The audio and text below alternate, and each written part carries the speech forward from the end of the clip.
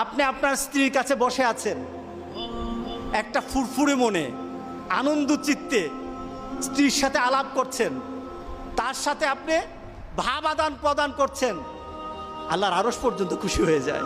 সুবহানাল্লাহ, আল্লাহর আরশ পর্যন্ত খুশি হয়ে যায়। যতক্ষণ পর্যন্ত আপনি এইভাবে আপনার স্ত্রীর সাথে কথা বলতে থাকেন, স্ত্রীর কাছে বসা থাকেন, আপনার আমলনামার মধ্যে সওয়াব লিখতে থাকে।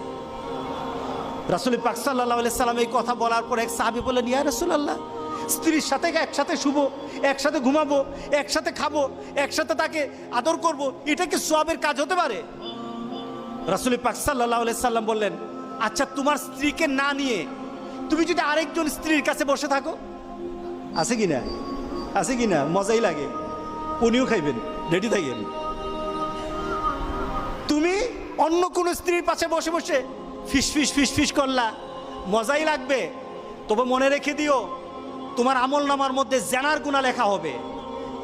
তুমি যতক্ষণ তোমার স্ত্রীর কাছে বসা থাকবে, জান্নাতের দরজাগুলি তোমার জন্য খোলা আরম্ভ হয়ে যাবে।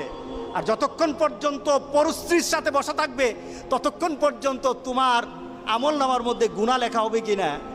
সাহাবায়ে কেরাম বলেন, ইয়া রাসূলুল্লাহ, অন্য স্ত্রীর সাথে বসলে তো গুনাহ তো হবেই, তাহলে তার উল্টাটা তোমার হালাল বউর সাথে বসলে, তোমার হালাল যাকে হালাল করেছো তার সাথে বসলে সওয়াব হয়ে যাবে। সুবহানাল্লাহ, সুবহানাল্লাহ।